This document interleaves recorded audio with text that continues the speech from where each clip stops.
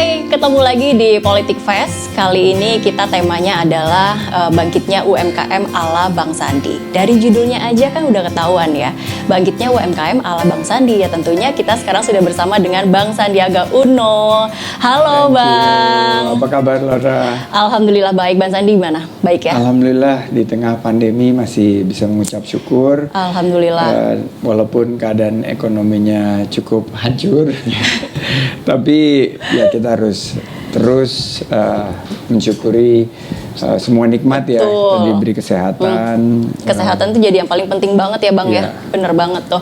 Ya jadi kita akan ngebahas soal UMKM, brand lokal gitu ya Bang ya. Nah untuk dapat perspektif lain nih, bagaimana sih sebenarnya perkembangan UMKM di Indonesia sekarang, khususnya di tengah pandemi sekarang ini. Kita juga sudah kedatangan tamu. Narasumber kita satu lagi, ini ada Steven Lucas yang merupakan co-founder dari Voyage gitu ya. Halo, Voyage. Halo, Lucas, gimana kabarnya? Kabar baik, sehat, masih bisa diberikan kesehatan, sudah bersyukur lah untuk saat ini. Iya benar. Dan mungkin kita kasih tahu sedikit lah, Voyage itu adalah satu brand lokal. Mungkin Lucas boleh cerita dulu deh Voyage itu. Keren banget sih ini. Keren ya. Voyage itu salah satu brand lokal yang kita dari tahun 2011. Dari tahun 2011 kita bergerak di bidang fashion aksesoris yang memang kita core kompetensinya main di kulit asli. Kulit asli sapi yang memang keunikannya kita menggunakan kulit nabati atau vegetable tan leather, di mana kulitnya itu dengan sering pemakaian dan perawatan akan berubah warnanya. Dari yang tadinya warnanya misalnya krim hampir putih pucat, tapi lama-lama akan jadi berubah jadi coklat gelap gitu. Ya seperti ini. Ya, seperti ini ya. Kalau yang tahu kulit asli itu biasanya pasti tahu. Iya, aku soalnya punya produknya. Oh iya. Ya, benar. Jadi memang yang kita jual perjalanan perubahan kulitnya itu ke customer gitu.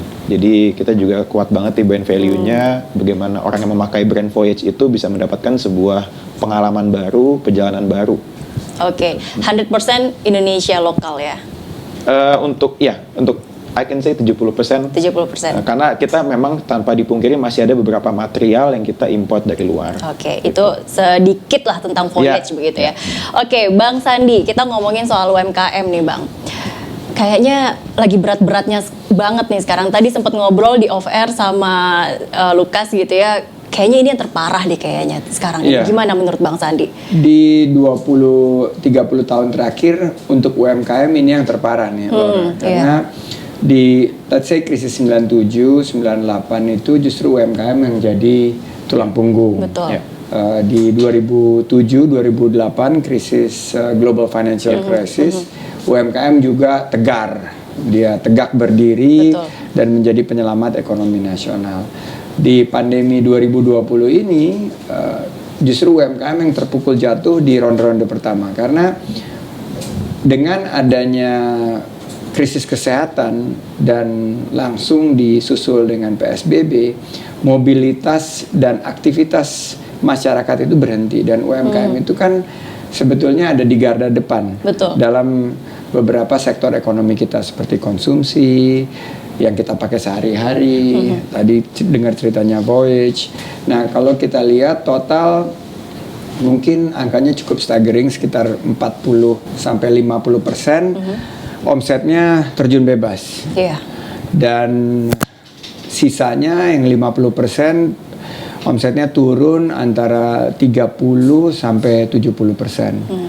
Nah, ini yang menjadi tantangan tersendiri kan. Bagaimana kita bisa terus survive di tengah-tengah krisis. Gimana bertahan nih. Nah, saya selalu bilang sama UMKM, kali ini biasanya kan UMKM yang jadi penyelamat. Kali ini UMKM yang mesti diselamatkan. Nah, oleh karena itu semua upaya dan sumber daya yang kita miliki itu kita harus arahkan untuk recovery dan revitalisasi di UMKM. Senang juga sih dengar Voyage udah agak bounce back ya, waktu awal-awal kan turun banget. Nah, ini tipikal yang Bro Lucas hadapi ini, bahwa di awal-awal turun terus mereka melakukan pivot, melakukan brand value dan akhirnya bisa stabilize sedikit, walaupun ya pasti masih dalam keadaan yang cukup memprihatinkan. Tapi kalau misalnya oke lah ini pandemi sulit memang untuk siapapun gitu ya Bang ya, untuk bisnis mau UMKM mau tumbuh bisnis besar begitu. Tapi kalau Bang Sandi melihat perkembangan UMKM dari beberapa tahun yang lalu sampai hari ini tuh seperti apa sih sebenarnya? Sudah cukup lumayan terakhir ini jumlahnya, selalu banyak yang fokus kepada jumlah UMKM. Saya selalu bilang jangan lihat kepada jumlahnya UMKM karena UMKM waktu saya 20 tahun yang lalu waktu pertama mulai membidangi UMKM dan mengurus pemberdayaan UMKM di berbagai organisasi itu UMKM dulu cuma 25-30 juta. Sekarang udah 64 juta. Nah, tapi itu bukan ukuran. Karena kalau kita lihat satu dari segi skala mereka banyaknya mikro dan ultra mikro. Terus kedua dari segi kontribusi, alhamdulillah kontribusi terhadap ekonominya masih 60%. Kontribusi terhadap penciptaan lapangan kerjanya juga besar 97%. Tapi dari segi akselerasi dan adopsi digitalisasinya masih di bawah 20%. Berarti mereka ini ketinggalan jauh. Terus sebagai bagian daripada rantai penciptaan nilai tambah ekonomi nasional itu mereka masih sangat rendah. Dan juga kalau dilihat dari segi sumbangsihnya buat ekspor, UMKM kita masih rendah dibandingkan negara lain. Jadi buat saya UMKM perannya sangat strategis, membuka lapangan kerja, menggerakkan perekonomian. Kan banyak yang pikir, oh bisnis kita ini atau ekonomi kita ini digerakkan mau usaha-usaha besar, ternyata kan enggak. Jadi UMKM. Nah, jadi kita harus fokus sekarang gimana caranya UMKM ini bisa bertahan. Ada dua sih sektor yang harus benar-benar difokusin. Ekonomi keluarga, pokoknya yang household ekonomi yang belanja sehari-hari kita, terus UMKM. Kedua, pemulihan ekonomi kita juga harus nanti mengarahnya ke sektor korporasi dan sektor perbankan. Tapi per hari ini fokus kita mestinya di Lukas dan teman-teman nih. Gimana caranya mereka dengan adanya wabah yang ya angkanya masih cukup mengkhawatirkan ya. Jadi gimana mereka bisa adopsi, mereka melakukan satu adaptasi dan gerakan-gerakan kita ini sebetulnya kan kita udah tahu resesi di depan mata kita.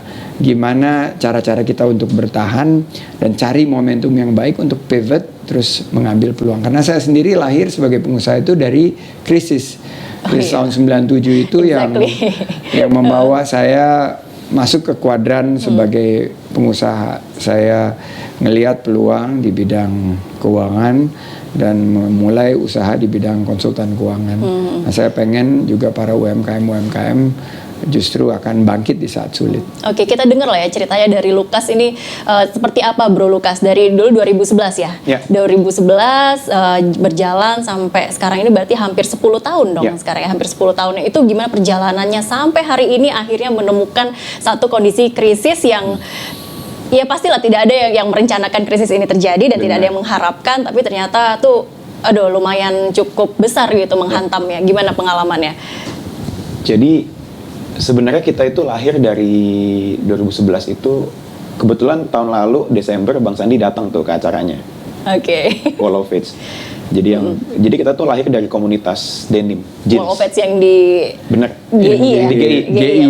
Jadi yang ramai banget. Jadi aku memang kebetulan dari 2008 itu aktif lah di komunitas Darahku Biru. Saat itu komunitasnya masih aktif banget. Dan kebetulan memang 2010 Wall of Fates kedua aku sempat jadi ketua acaranya. Nah, karena aku ngelihat banyak teman di situ, aku ngelihat teman-teman pada suka jeans. Mereka biasanya kalau udah suka jeans mencari barang komplementerinya, yaitu leather goods, barang-barang dari kulit, sepatu, sabuk, dompet. Nah, dari situlah sebenarnya ide Voyage itu keluar gitu. Dan kebetulan aku kuliah di Fastia Mulia untuk tugas akhir untuk bikin bisnis project. Aku kasih ide lah ke tim aku gimana kalau kita bikin seperti ini. Pada setuju, kita seriusin, garapin.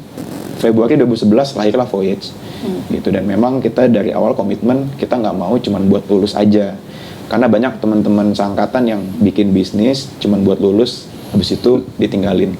Sayang karena udah pakai modal sendiri. Kita emang komitmen kalau bisa kita hidup dari sinilah gitu. Dan memang ya 9 tahun berjalan kita bisa terus jalan gitu, dan memang menjadi sumber penghasilan utama kita. Dari perjalanan itu memang banyaklah tantangan, cuman memang yang paling highlights mungkin ya pandemi ini ya. Karena apalagi ditambah sebenarnya 2-3 tahun terakhir itu secara bisnis Voyage itu lagi mau take off kembali. Itu dari yang tadinya jujur sempat stagnan, kita lagi mau take off lagi, kena pandemi ini jadi lumayan bisa dibilang restart banget sih. Gitu, kita mesti ubah ulang strategi segala macam, expense juga benar-benar kita cut. Segala rencana yang tadi kita mau cukup ekspansi di tahun 2020 ini udah lupain dulu semuanya. Kita survive dulu aja di tahun ini. Gimana tuh caranya? Ini kan berlima ya, berlima. 5 sekawan begitu. Itu menyatukan pikirannya ketika ada pandemi ini kan benar-benar harus shiftingnya itu benar-benar kayak dalam waktu nggak bisa mikir lama gitu, langsung brok gitu loh. Gimana caranya memutuskan? Mungkin ini bisa jadi pembelajaran juga untuk teman-teman yang sekarang mungkin baru memulai usaha, tiba-tiba kena pandemi gitu. Jadi memang waktu awal-awal udah pandemi makin kerasa ya ke dampaknya ke ekonomi, kita bisa dibilang meeting makin sering. Meeting bahas finance segala macem itu makin sering kita untuk membahas gimana nih supaya kita bisa survive. Langkah-langkah apa aja. Semuanya sih 360 kena semua, mulai dari memang mau nggak mau secara human resource juga kita ada yang dikurangin, gaji juga pasti ada cut, kemudian dari sistem produksinya pun juga produksi produk kita, cara jualan semuanya sih ngefek gitu. Jadi misalnya contohnya sebenarnya kita Voyage itu nggak pernah buka yang namanya sistem pre-order. Jadi bisa dibilang customer bayar dulu di depan, nunggu waktu baru untuk delivery. Cuma mau nggak mau kita mesti mikir strategis juga supaya apa sih kita mencoba bikin self financing product gitu. Jadi caranya ya udah kita bikin pre-order, mau nggak mau dengan insentif customer bisa mendapatkan harga lebih murah, tapi menunggu waktu lebih lama. Iya. Ya nggak bisa kaku ya Bang Sandi ya di kondisi seperti ini ya. Benar-benar kayak apapun bisa dicoba, model bisnis ini, model bisnis itu gitu. Setuju. Nah kalau menurut Bang Sandi apa yang dilakukan sama tim dari Voyage ini gimana? Ini yang dilakukan oleh tim dari Voyage, Mas Lukas dan teman-teman ini yang disebut sebagai pivot. Jadi dulu kalau kita lihat Voyage itu kan ready to buy produk kan, jadi kita datang off the shelf kita beli, berarti mereka mengambil satu resiko untuk mencetak inventory gitu. Dalam keadaan krisis sekarang karena produknya masih diminati, karena apalagi yang suka dengan produk-produk berbasis kulit, apalagi value brandnya juga sudah tinggi. Untuk mengamankan ini, jadi konsep yang dilakukan pertama adalah pivot, nomor 2 konsep yang dilakukan oleh Voyage ini adalah cash is king. Jadi mereka terima dulu cashnya di depan, mereka kelola keuangannya secara ketat, turunkan biaya, apa yang tidak perlu itu ditunda dulu atau tidak dilakukan pembiayaan atau pembelian daripada produk-produk yang tidak langsung berkaitan dengan proses produksi. Dan dengan pengelolaan keuangan yang ketat ini resikonya juga turun, akhirnya ongkosnya juga turun, akhirnya harga jualnya juga bisa turun, sehingga akhirnya yang diuntungkan mudah-mudahan bisa mendapatkan kesetiaan pelanggan itu untuk mengkonsumsi produk-produk Voyage. Jadi kalau kita lihat yang ketiga yang menarik yang dilakukan oleh Voyage ini adalah survive through ecosystem. Jadi mereka udah punya ekosistem. Jadi kalau kita datang ke Wall of Fates, itu pembelinya ya udah jadi kayak komunitas dan sangat fanatik gitu sama produk-produknya dari Voyage. Kalau saya beli misalnya, saya kan bangga pakai produk lokal gitu ya. Dan ini salah satu sebetulnya emerging trend yang menurut saya akan tiba di Indonesia. Dulu tuh kayaknya keren kalau pakai produk-produk milik asing gitu. Sekarang terbalik, anak-anak muda, gue pakai produknya. Kalau misalnya sepatu kemarin tiba-tiba ada yang nyamperin saya, Bang Sandi, ini saya pakai Sage atau ada yang bilang Sage ya. Ini pakai Sage, ini saya ikutan sama Bang Sandi nih, sama Dr. Tirta gitu. Jadi ada kebanggaan sendiri. Nah ini ada big emerging trend dan punya satu komunitas tersendiri. Ini yang disebut sebagai ekosistem. Akhirnya kita bisa bertahan karena ekosistem ini yang menjadi pasar kita. Dan ini semakin hari semakin meluas. Nah dari 3 tip dan triks yang dilakukan oleh Voyage, kita mestinya berbagi kepada UMKM.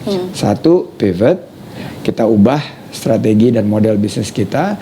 Nomor 2 adalah kita pengelolaan keuangan secara ketat, cash is king tadi dengan PO. Dan yang ketiga adalah survive dengan membangun jejaring komunitas. Oke, nah Bang, ini kan sebenarnya ada juga teman-teman yang mereka kena layoff gitu dari perusahaan begitu ya, ketika mereka mau membangun usaha di situasi krisis, dan Bang Sandi juga pernah di situasi itu, apa yang seharusnya teman-teman lakukan, atau mungkin apa yang waktu itu Bang Sandi lakukan gitu, masih relevan nggak untuk dilakukan sekarang? Beda banget ya. Beda banget. Karena saya waktu itu kan mulai pas krisis itu saya di PHK. Oke. Jadi teman-teman UMKM ini sekarang yang sudah startup dan mau tadinya kan kayak Voyage ini mau scale up, lagi pernah ngalamin stagnasi, terus lagi mau di rebranding, mau di repackage untuk naik. Nah, memang tantangannya berbeda karena dari 100% usaha-usaha yang startup hanya 20% yang bisa scale up. Itu udah jadi rumus lah, udah jadi formula khusus. Tapi yang 20% ini begitu mereka scale up, mereka size-nya sangat besar dan bisa mampu untuk mengarungi badai. Kalau lagi lautan itu badai, dan pelaut-pelaut yang tangguh itu kan yang bisa mengatasi badai yang lagi berkecamuk gitu. Nah, saya ngelihat waktu bedanya tahun 97, saya penuh dengan keterpaksaan. Begitu di PHK kan langsung banting setir.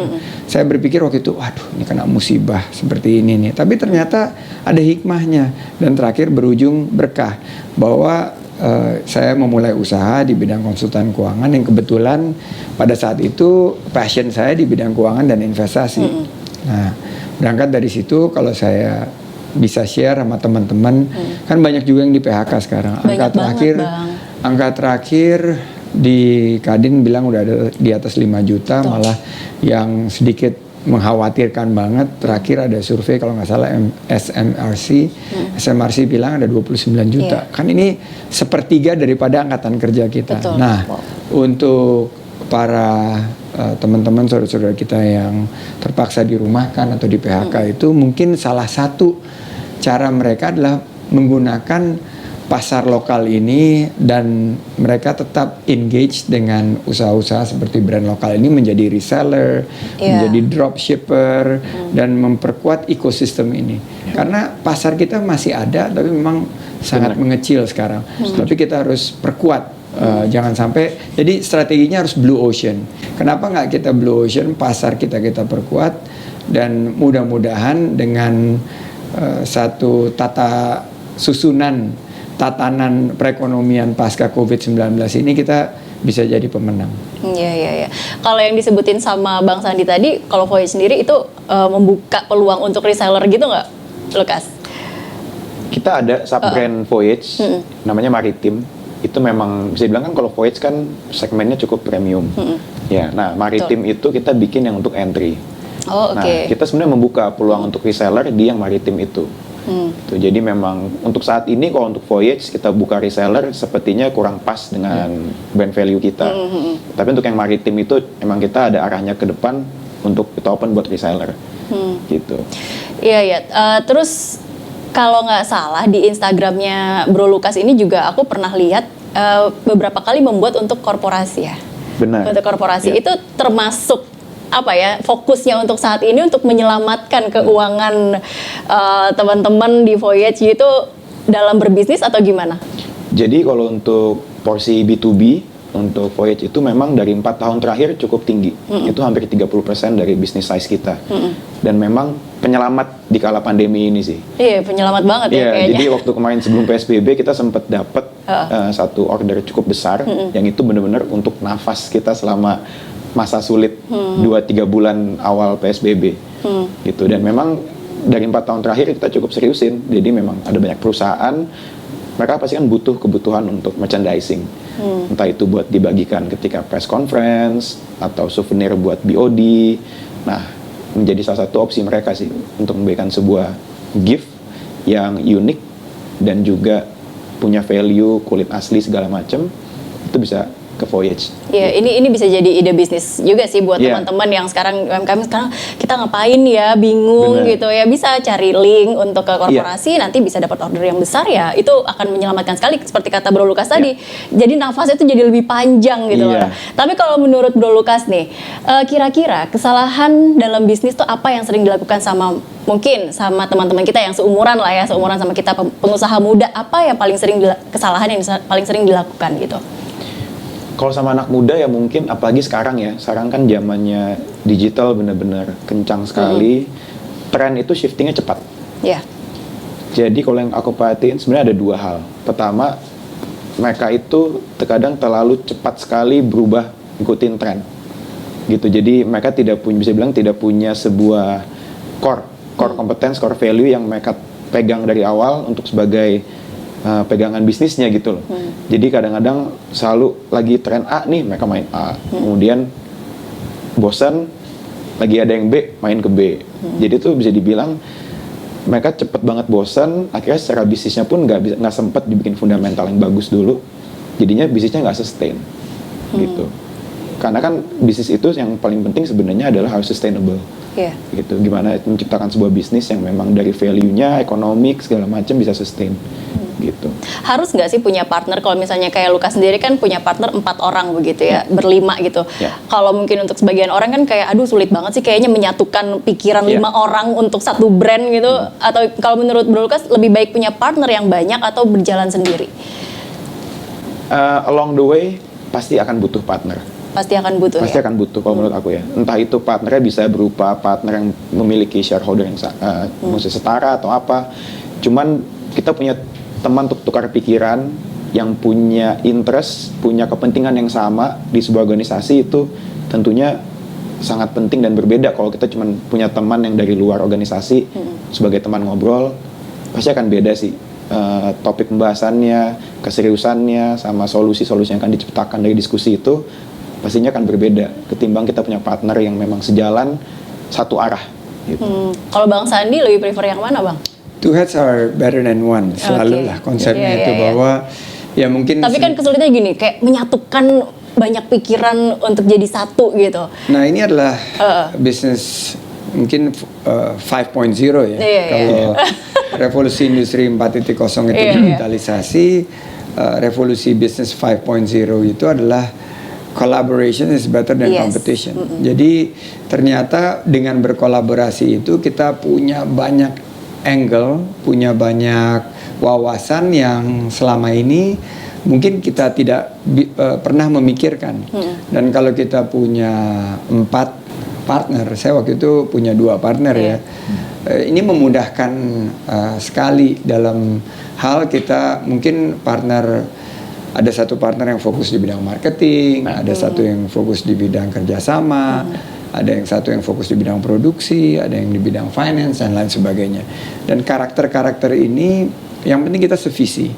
Kita punya visi yang sama, kita punya passion yang sama, dan integrity menurut saya. Kalau kita sama partner itu saling menghargai dengan kita menjunjung amanah dengan baik. Kita punya, saya pernah lihat usaha yang partnernya itu ada 4 atau 5 sukses. Tapi memang di awal-awal nggak bisa terlalu banyak juga. Nanti begitu kita sudah berkembang, usaha saya akhirnya di penghujung waktu saya serahkan kepada profesional itu, kita udah malah punya partner-partner dengan pihak asing. Kita udah bermitra juga sama pihak lokal dalam konsep-konsep yang cukup menarik sih. Ada private equity model, ada juga model VC, ada model-model seperti angel investing. Jadi kita punya beberapa model yang kita lakukan, dan ternyata kalau kita bisa melihat peluang dan bersikap fleksibel, nimble, kita cepat menyesuaikan, itu bisa kita eksekusi dengan baik, dan hasilnya juga alhamdulillah kinerja keuangannya dari usaha-usaha itu juga positif. Iya, karena gimana pun untuk satu orang pun juga nggak bisa untuk expert di banyak bidang gitu kan. Itu yang saya selalu argue bahwa saya mengerti, I know my strength and also I know my limitation. Saya tahu kelemahan saya, dan saya tahu kekuatan saya itu di bidang keuangan dan dari segi analisa investasi. Untuk operasi ya saya perlu partner yang punya pengalaman di bidang operasi. Untuk misalnya dari segi marketing, dulu saya belum banyak kenal orang, saya perlu yang lebih bisa menjual keluar. Terus saya ini orangnya sangat, kalau bisa dibilang ya, sekarang udah agak berubah. Dulu itu sangat cautious, sangat risk averse. Padahal seorang entrepreneur itu harus risk taking. Untuk ngambil peluang itu kan harus berani ngambil resiko, harus bersikap proaktif. Nah itu yang akhirnya mulai bertransformasi untuk membuka lapangan kerja seluas-luasnya dan menciptakan solusi-solusi ekonomi, gimana harga-harga bahan pokok atau pangan, energi yang jauh lebih murah. Ya kita harus berani mengambil satu resiko, bersikap proaktif dan terus berinovasi.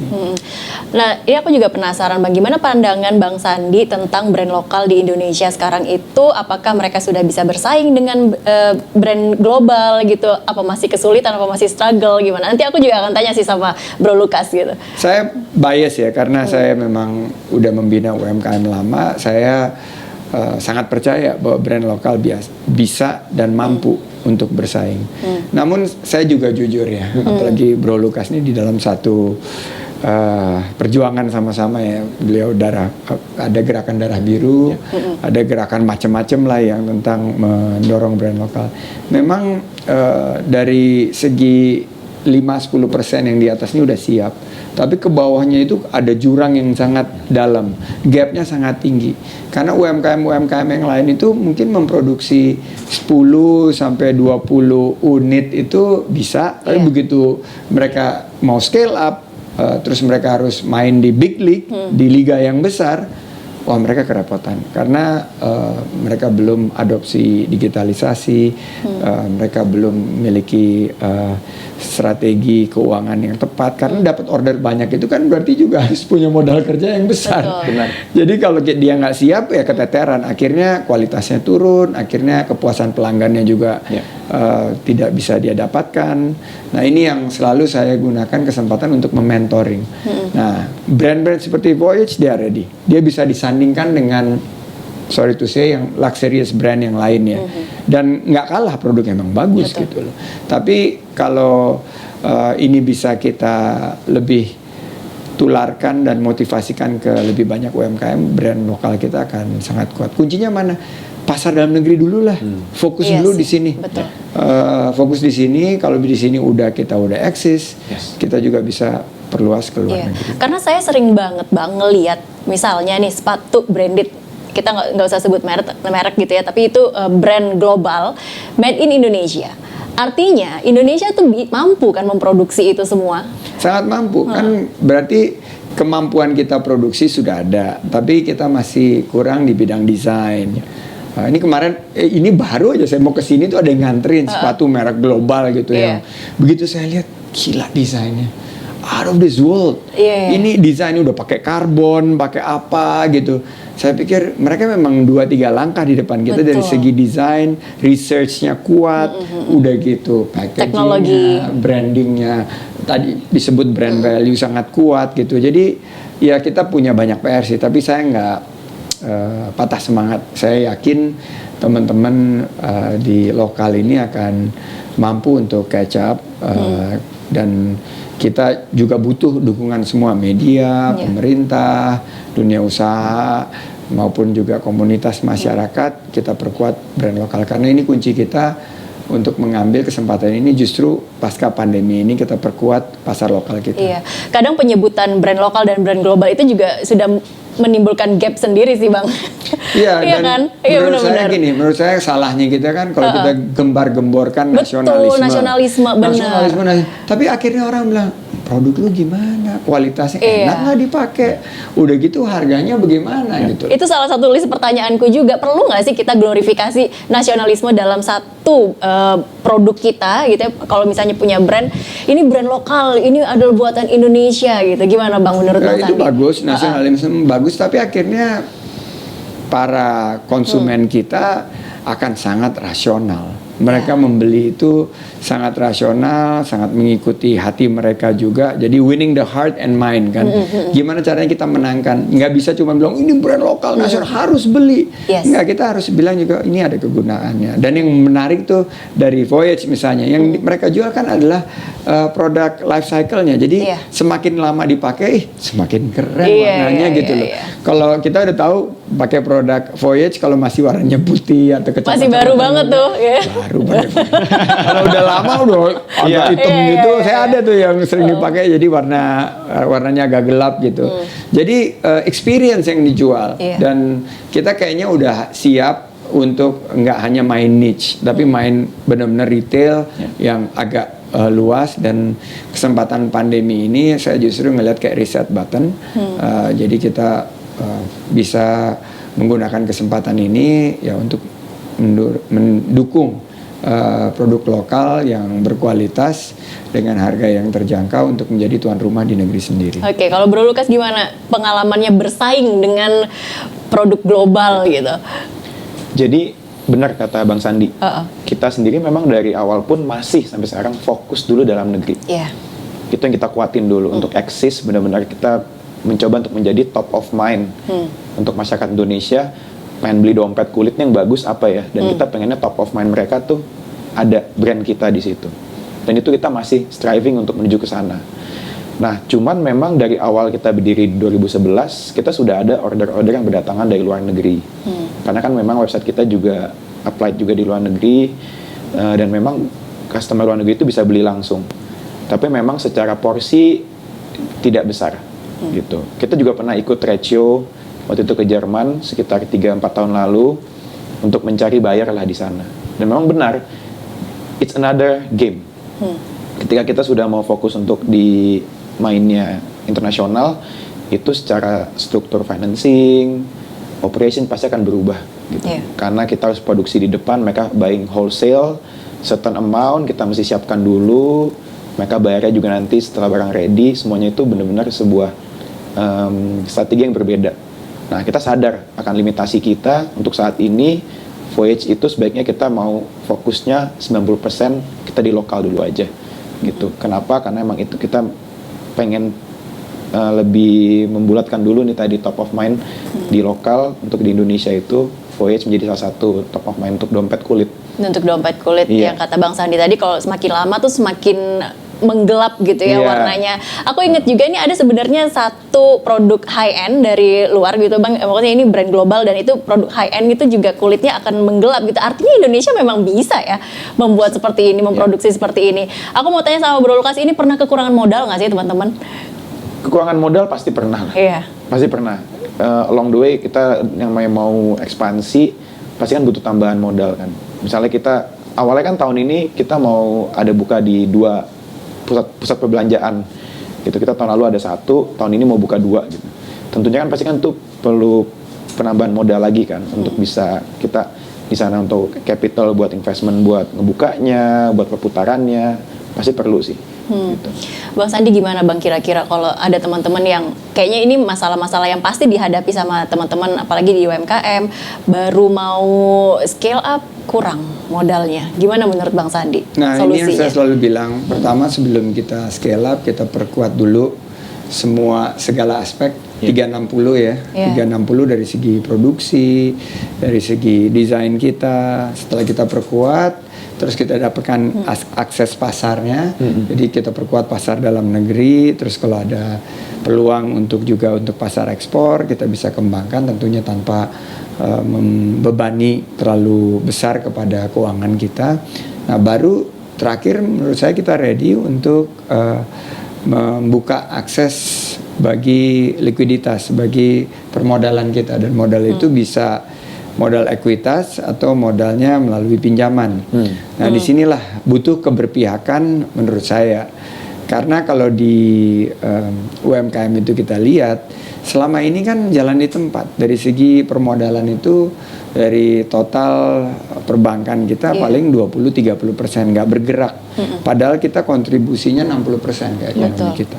Berarti ada satu strategi yang betul-betul harus mampu mereformulasi pendekatan kita untuk memberdayakan usaha mikro kecil menengah kita.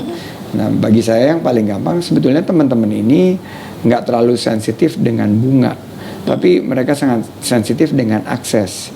Karena kalau mereka akses bilang, aduh, apa nih, Bang? akses mau dapat pinjaman, tapi ribet gitu loh. Aduh, ini Access to funding. Akses to funding ribet. Kalau misalnya pinjaman, terus kalau misalnya mau dapat equity gitu, aduh juga pusing gitu loh. Aduh, udahlah kita coba cari-cari sendiri karena mereka ini kan dikerjakannya sendiri ya, marketingnya sendiri, semuanya masih sangat niche ya, sangat kecil.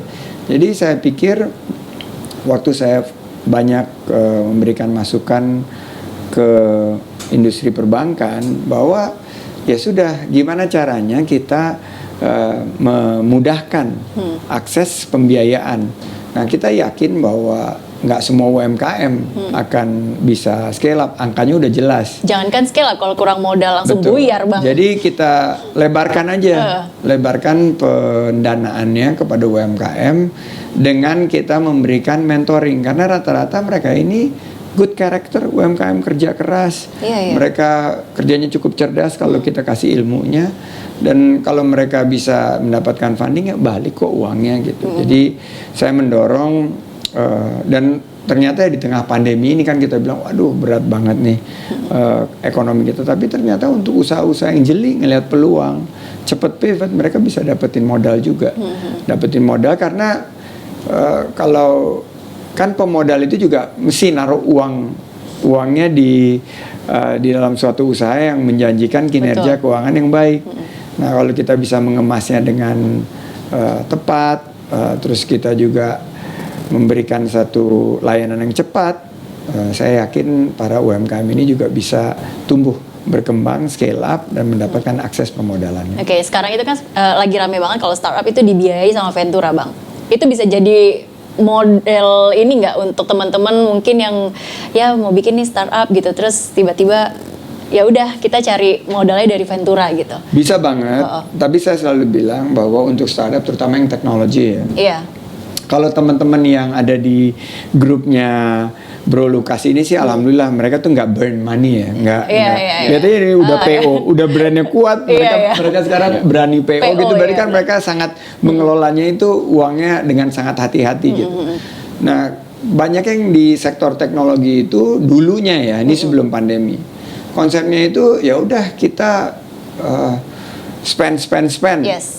Dan gimana caranya kita spend, dapatkan uang dari luar, dan kebetulan waktu itu kita kebanjiran uang dari luar negeri. Akhirnya juga banyak investasi-investasi yang sepertinya terlihat tidak terlalu memiliki fondasi yang kuat, sehingga begitu ada pandemi karena mereka harus melakukan rasionalisasi yang secara drastis gitu. Jadi saya bilang bahwa konsepnya udah berubah, trennya juga udah berubah. Kita nggak boleh, dulu ada konsep namanya burn rate. Jadi sebulan itu kita bakar duit berapa gitu. Bakar duit tuh istilahnya. Saya sampai bingung gitu loh, waduh kok duit dibakar sayang banget gitu loh. Terus tapi mereka waktu itu bilang dapat kok duitnya. Saya bilang nih saya udah terlalu jadul ya untuk bisnis kekinian. Ternyata tapi nggak, begitu pandemi usaha-usaha yang memiliki pendekatan penuh dengan kearifan dan kehati-hatian itulah yang survive. Jadi disinilah bisnis model kita diuji. Saya yakin kalau kita kelola menghadapi krisis ini dengan penuh kecerdasan kita untuk menangkap peluang, kita adaptasi cepat ke digitalisasi, karena tren yang juga tidak akan menjadi unstoppable atau tidak akan bisa di reverse itu adalah digitalisasi. Semua akan ke arah. Oke, kalau Bro Lukas gimana? Ada nggak? Mungkin kalau Ventura yang itu mungkin untuk perusahaan teknologi seperti yang Bang Sandi bilang ya. Tapi kalau Bro Lukas sama teman-teman ada nggak kepikiran untuk atau mencari modal P2P lah gitu? Ada, pastinya ada ya. Kita karena era sekarang ini, apalagi lagi pandemi, segala macam opportunity kita lihat. Jadi nggak bisa se-idealis zaman dulu. Kita lihat kesempatan-kesempatan itu dan tentunya terbuka sih untuk itu. Dan tapi sulit nggak menemukan orang yang mau gitu? Untuk saat ini Sebenarnya kalau saya baca dari berita terakhir kan sebenarnya Ventura gitu ya, Iya. lagi sering belanja nih. Iya. Tapi itu jadi sebagai pelaku juga harusnya hati-hati juga gitu. Kita milih-milih Ventura itu kan kita sering dengar seperti kita nikah lah. Iya. Jadi kita harus tahu dulu satu visi, saling mengenal, nggak bisa buru-buru, dan memang harus pelan-pelan satu visi, tujuannya sama dan cocok bisa gitu. Iya. Jadi kalau P2P, tapi juga kadang ini nggak sih harus cari yang benar-benar kalau misalnya tadi Bro Lukas bilang Voyage ini kan kita pasangnya di pasar premium gitu. Yeah. Nah itu kan agak sulit ya kadang-kadang banyak orang yang, aduh nanti sulit nggak jualannya gitu. Itu sulit nggak sih harus menyatukan visi gitu sama pemodal gitu. Tadi Bang Sandi benar banget. Kita sendiri Voyage itu adalah sebuah brand yang sangat percaya organic growth. Iya. Bisa dibilang 80% bisnis kita ini organic growth. Jadi paid search-nya atau nggak paid buying, jadi burn rate itu sangat-sangat kecil. Jadi selama hampir 10 tahun ini kita benar-benar organik lah bisa dibilang. Nah memang untuk menemukan venture capital dengan punya visi yang sama itu tidak semudah yang seperti digital company yang burn rate-nya tinggi gitu. Nah itulah kenapa sebenarnya untuk menemukan visi yang sama, untuk kita organik, semuanya sustainability, balik lagi ke net income-nya, profit-nya berapa, itu nggak mudah. Tapi sekarang pun setauku makin banyak venture capital yang mulai looking into bisnis yang sudah bisa profitable, sudah bisa making money, sudah hijau lah. Udah hijau gitu ya. Istilahnya. Jadi mereka juga nggak ngeraba-raba gitu ya Bang ya. Iya, dan kan sekarang bukan hanya visi kan. Iya. Semua juga terbuka sekarang seperti crowdfunding, peer-to-peer. Friends and family itu jarang banget disentuh, tapi network yang paling mudah sebetulnya untuk permodalan kita adalah friends and family. Dengan jejaring kita, ada order nih gede nih kita dapat, mau nggak berbagi. Nah zaman dulu kan gue bayar bunga lo lah, tapi sekarang udah janganlah, kita mendingan sama-sama bagi hasil aja gitu loh, supaya kita ikut ngerasain dan supaya jadi penglaris gitu. Nah, banyak teman-temanku juga gitu sekarang collab modalnya dari sini yang dikerjakan bareng-bareng, terus dalam keadaan sekarang kan nggak bisa terlalu long term ya, semuanya short sama medium term. Jadi begitu dapat project ini langsung cash out, bagi. Nah, memang topografi bisnis kita berubah sih setelah pandemi ini. Nah, gimana pemerintah, industri perbankan, industri visi, industri lain juga harus mulai menyesuaikan, karena kan begitu situasi pasar berubah, para startup dan pengusaha-pengusaha UMKM ini juga sebetulnya yang paling cepat berubah ini mereka, karena mereka nggak punya organisasi yang besar dan kompleks dan birokratis gitu. Mereka cepat beradaptasi, dan begitu mereka beradaptasi, sekarang kesempatan pemerintah untuk juga melihat nih, karena kalau nggak mereka kebentur-bentur perizinannya, pajak, gitu-gitulah. Jadi menurut saya sekarang ini waktunya kita sama-sama menopang bersatu untuk mengatasi krisis pandemi COVID-19. Oke, ngomong-ngomong soal pemerintah, Bro Lukas, ini kan kemarin sebenarnya pemerintah juga sudah katanya akan ada insentif pajak, insentif listrik gitu. Dirasain nggak sama teman-teman di Voyage? Atau apa sih sebenarnya yang teman-teman harapkan, kebijakan seperti apa sih gitu, insentif seperti apa sih gitu untuk bisa bertahan lah paling nggak di tengah pandemi ini? Kalau dari kita itu memang beberapa insentif yang saat ini sudah berjalan oleh pemerintah sudah kita lakukan. Contohnya seperti yang insentif pajak PPH, kemudian juga yang terkait dengan restrukturisasi loan. Karena kan kita juga lagi ada cicilan, itu juga kita lagi menempuh jalur itu, lagi sedang di-review. Kemudian harapan-harapan selanjutnya ya memang tadi yang seperti Bang Sandi bilang ya, kalau misalnya bisa ada semacam financial, bantuan dari financial dari pemerintah demi keberlangsungan UMKM, itu memang sangat-sangat penting. Karena memang tadi benar, akses untuk kesananya itu bagi startup yang sulit gitu. Betul. Karena biasanya kebentur birokrasi, hal-hal seperti itulah, perizinan yang mungkin akan memperlambat waktu prosesnya. Takutnya udah keburu amit-amit kolaps, baru mungkin bisa ada. Ini yang saya bilang, jangan sampai ada permanent damage atau kelumpuhan yang permanen. Nah, kelumpuhan permanen ini apa? Kelumpuhan permanen kalau misalnya UMKM udah harus terpaksa, kan tadinya mereka ini mantap nih makan tabungan. Jangan sampai makan tabungan. mereka tadi bukan mantap pakai P, pakai B, mantap makan tabungan. Fase kedua itu saya pernah ngalamin juga, mindset, yaitu makan hasil jual aset. Nah, aset kalau selama itu adalah aset konsumtif mereka nggak apa-apa. Misalnya mereka jual, ya waktu itu saya waktu mulai usaha istri saya jual perhiasan gitu. Tapi jangan sampai mereka menjual aset produktif mereka. Karena kalau aset yang dia jual itu berkaitan dengan kegiatan ekonomi mereka, misalnya kalau UKM yang di bawah itu motor, atau UMKM yang misalnya Pak Warsian yang jualan warteg di depan sini nih, itu mobilnya dia. Kalau mereka harus menjual itu akan langsung menghantam kelangsungan daripada usaha mereka. Jadi jangan sampai mereka masuk fase ini yang saya selalu bilang bahwa jangan ditunda-tunda, cepat kasih likuiditas ke UMKM. Karena begitu mereka pegang cash, mereka bisa melakukan perencanaan gitu. Tapi begitu mereka nggak pegang cash, tabungan udah mulai habis, mereka harus ngambil keputusan. Dan itu yang harus kita hindari. Kalau menurut Bang Sandi, apa yang dilakukan pemerintah sekarang ini gimana? Dari segi polisinya tepat, dari segi skala nanti kita lihat. Karena kita belum tahu dalamnya jurang resesi ini seperti apa. Tapi dari segi akselerasinya sangat memprihatinkan. Karena udah 5 bulan dari Presiden mengumumkan ya paket ini. Kita lihat dari segi penyerapannya masih sangat rendah. Padahal uangnya udah ada kan. Uangnya udah ada, tapi kenapa apa yang ini ya, tadi mungkin birokrasi atau apa gitu. Saya pernah di pemerintahan, saya tahu gitu. Waktu saya di pemerintahan itu ya memang birokrasi itu tidak memiliki insentif untuk melakukan hal-hal yang inovatif. Nah, jadi memang ini yang harus kita berikan terobosan, kita harus berikan payung agar mereka berani mengambil inovasi, karena ini sekarang ekonomi kita lagi nggak baik-baik aja gitu. Ekonomi kita lagi perlu bantuan, apalagi UMKM. Apalagi UMKM juga diharapkan sebenarnya untuk membantu perekonomian gitu. Tapi idealnya Bang Sandi, kalau misalnya dalam kondisi krisis seperti ini, itu seharusnya berapa bulan sih pemerintah itu untuk merealisasikan kebijakan yang sudah direncanakan? Nggak ada rule of thumb yang benar. Kalau di Amerika itu Trump ngambil keputusan misalnya membagi $1.200 ke semua rakyat Amerika. Itu mereka eksekusi dalam waktu 3 minggu. 3 minggu.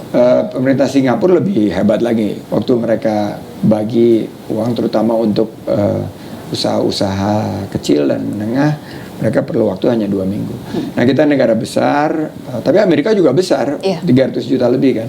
Nah, kita sekarang ini akan sangat-sangat membantu kalau misalnya jedanya itu nggak lebih dari 3 bulan. Nah, ini udah lebih dari 3 bulan, udah hampir masuk bulan ke-5 kan. Udah terseok-seok sekali ya ini. Nah, misalnya kayak gini, cicilannya, kalau nggak ada program pemerintah yang membantu, misalnya teman-teman kayak Voyage yang lagi merestrukturisasi cicilannya atau merestrukturisasi pinjamannya, tiba-tiba dia dapat, insya Allah ya dapat order gitu, dapat order terus dia butuh pendanaan kan. Nah, kalau restrukturisasinya ini belum selesai yang awal ini karena birokrasi dan lain sebagainya, dia akan susah dapat funding yang berikutnya. Makanya saya bilang harus ada dorongan yang betul-betul berpihak kepada UMKM. Oh, ini UMKM, ini yang paling pasti harus kita selamatkan. Ayo kita prioritaskan gitu. Kalau tidak harus bergantung pada pemerintah, apa yang bisa dilakukan sama teman-teman? Teman-teman sebetulnya mereka nggak pernah bergantung sama pemerintah. Nggak pernah ya? Begitu saya ketemu ya, makanya kita yang justru bergantung sama pemerintah, yang justru bergantung sama UMKM gitu, karena mereka menciptakan lapangan kerja. Tapi kali ini kan dia terpukul jatuh dulu di awal-awal. Jadi saya selalu bilang, kenapa nggak ya udahlah 50-50 dibantu likuiditasnya aja dulu. Jadi saya selalu bilang, saya utarakan satu pendapat saya mengenai KPRA, kredit pemulihan ekonomi rakyat. Dan siapa ekonomi rakyat ini? UMKM. Udah ditabrak aja dulu, kasih 50 juta rupiah. Semua UMKM yang qualified, yang memiliki kualifikasi untuk, kan datanya juga udah ada. Ya, tinggal itu aja, karena mereka akan sangat terbantukan sekali. 50 juta rupiah untuk mereka nggak mem-PHK kan dan merumahkan karyawan itu sangat berarti gitu. Jadi itu yang paling diperlukan sih pada saat ini. Kira-kira cukup nggak 50 juta Bro Lukas? Untuk kita sepertinya masih kurang. Karena skalanya lebih besar. Ya. Tapi kan yang ya dia udah di level yang sangat tinggi. Untuk level-level yang Voyage sih disesuaikan berarti. Jadi 50 juta tuh yang mungkin yang paling banyak populasinya. Misalnya yang bisnis kuliner sebetulnya yang paling banyak tuh, mulai dari makanan, minuman, itu sangat berarti buat mereka dapat. Jangankan 50 juta, 10 juta aja sangat berarti buat mereka gitu. Tapi untuk yang voyage ya disesuaikan dengan kebutuhannya berapa, dan mereka ini bayar. Mereka ini adalah kembali lah gitu. Mereka ini bukan, maaf kata ya, kalau lihat kan yang krisis-krisis yang dulu yang banyak ngemplang kan bukan UMKM. Yang ngemplang kan usaha-usaha yang, mohon maaf, justru usaha-usaha yang selama ini mendapatkan fasilitas yang luar biasa dari pemerintah, dari perbankan gitu ya. Nah ini oke, Bang Sandi, kira-kira bagaimana kita bisa gini, UMKM ini kan selalu disebut sebagai penyelamat ekonomi di kala krisis, tapi sekarang kondisinya memang mereka pun juga terhantam gitu. Gimana kita mau menyelamatkan, kata Bang Sandi tadi. Selain tadi kebijakan dari pemerintah, kira-kira apa nih yang harus dilakukan sama teman-teman UMKM untuk bisa lagi menjadi penyelamat ekonomi di saat krisis ini? Konsepnya quadruple helix. Jadi pemerintah jangan semuanya dibebanin ke pemerintah. Pemerintah kan ada keterbatasan. Jadi pemerintah mesti menghadapi sisi kesehatannya juga dan lain sebagainya. Jadi itu yang saya minta dari pemerintah, paket yang udah diumumkan nggak banyak-banyak deh, cepat dieksekusi, itu yang nomor satu. Terus kalau bisa ditambah, dan kelihatannya ada nih bansos buat UMKM, ada 12 juta UMKM yang akan dapat nih, baru diumumkan kemarin, targetnya Presiden bilang tanggal 17 Agustus, mudah-mudahan itu bisa tercapai. Nah, untuk masyarakat ya udahlah, konsumsi produk-produk lokal. Untuk sementara puasa dulu, beli produk-produk yang bukan brand lokal. Kenapa? Untuk membantu UMKM. Jadi kita membiasakan, kemarin ini waktu lagi parah-parahnya pandemi, kita tiap hari, saya nggak masak di rumah, beli aja udah dari produk-produk. Dari tadinya beli, tiba-tiba orang-orang pada ngirim untuk endorse kan? Gitu. Untuk promo, untuk endorse. Akhirnya ya penuh rumah saya isinya makanan, akhirnya nggak beli juga gitu loh. Nah itu untuk pasar melakukan itu. Dari sisi di bidang akademisi, diberikan fasilitasi para UMKM ini buat adaptasi digitalisasi. Jadi konsepnya itu adalah, dan untuk dunia usaha dari perusahaan besar sampai yang kecil dan menengah, semuanya melakukan satu sinergi secara kolosal agar saling membantu dalam ekosistem Indonesia Incorporated. Jadi ini untuk kita survive nih di tengah, sama-sama yuk kita bergandengan tangan. Jadi yang tadinya usaha-usaha besar itu sedikit sekali ngasih porsinya kepada UMKM untuk ikut di proses produksi, seperti misalnya Voyage kan sekarang udah mulai ya, ada beberapa corporate accounts yang besar. Ya udah, corporate accounts kalau untuk gift, untuk relationship, atau untuk kan sekarang udah nggak ada event lagi, tapi untuk customer engagement harus kirim misalnya gift dan lain sebagainya, gunakanlah produk lokal, utamakanlah produk lokal. Dengan begitu saya yakin kita kans dan peluang kita untuk survive akan jauh lebih besar. Betul. Jadi memang tidak hanya UMKM-nya yang berusaha bagaimana mereka bisa survive gitu, tapi juga masyarakatnya juga minded itu juga harus benar-benar kita bantulah ya untuk membeli produk-produk lokal ini untuk bisa bertahan ya. Kita juga, walaupun kita tidak membuat brand lokal, tapi dengan kita membeli produk lokal, kita tentunya juga membantu ekonomi ya kan. Nah ini satu yang mesti dibantu di sosialisasi media. Sebetulnya ada program. Dan ini program pemerintah Bangga Buatan Indonesia. Ini sebetulnya ya mengadopsi apa yang kita perjuangkan selama ini, dan untuk itu saya apresiasi gitu. Jadi hal-hal yang pemerintah lakukan bagus kita perlu apresiasi, yang kurang baik kita koreksi. Tapi yang apresiasi ini kita perlu amplifikasi supaya orang-orang, oh ya hari Kamis kalau nggak salah, hari Kamis kita mesti dari atas ke bawah kita lihat pakaian kita udah belum, Indonesia kacamata kita, jam kita, celana, baju, apa yang kita pakai sehari-hari ini udah belum mencerminkan produk lokal. Paling nggak 1 hari seminggu, habis itu kita naikin 2 hari seminggu, 3 hari seminggu. Terus tiba-tiba kita udah jadi menjadi suatu yang sangat natural, habit. Karena kita udah biasa, ya udah ini barangnya lokal. Akhirnya belinya juga gitu, barang-barang lokal. Ini buatan mana ya? Lihat-lihat dulu gitu. UMKM yaudah kita beli gitu. Iya benar. Oke, Bro Lukas, what's next? Kalau misalnya tadi sebelum syuting ini dimulai kita sempat ngobrol, aduh sebenarnya tuh kita pengen banget bikin store baru gitu ya, buka store baru, tapi karena pandemi ini jadi kayaknya tertunda dulu. Jadi apa nih kira-kira selanjutnya? Selanjutnya untuk sekarang tahun ini yang udah pasti surviving dulu. Survive dulu ya. Ya. Menurut saya paling 2021 awal kita baru bisa benar-benar review ulang apakah kita bisa seluruh rencana-rencana yang terhambat di 2020 akan di move ke 2021. Itu pun menurut saya pribadi best scenario. Dengan segitu cepatnya pemulihan bisa langsung kita jalankan lagi di 2021 itu paling cepat. Dan jadi kalau sekarang tuh belum kelihatan ya? Belum gitu. Dan beberapa hal memang beberapa hal tadi pivot yang sudah kita lakukan di saat ini mungkin beberapa akan masih kita bawa untuk salah satu memang strategi kita yang kita terus jalankan ke depan gitu. Karena mau nggak mau akan sangat-sangat berbeda lah pasti industri perekonomian setelah pandemi ini di 2021. The new normal. The new normal. Jadi bukan hanya kesehatan tapi ekonomi, how people purchase things juga pasti akan berubah semuanya. Oke. Gitu. Jadi memang adaptasi ke sana. Oke, karena ini menjelang hari kemerdekaan, saya ingin Bang Sandi dan juga Bro Lukas ini memberikan pesan kemerdekaan kepada netizen atau juga masyarakat yang nonton acara kita di hari ini. Silakan Bang Sandi. Merdeka itu adalah kita pakai dan bangga produk lokal. Itu adalah merdeka dari serbuan produk asing.